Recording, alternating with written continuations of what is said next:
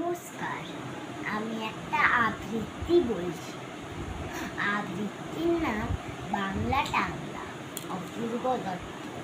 অ্যানুয়ালের result হাতে বাড়ি ফিরল ছেলে, মা বলল কোন পেপারে কত নাম্বার পেলে।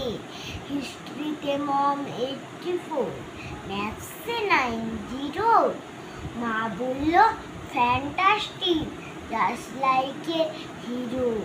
Science at not so fair, only 69.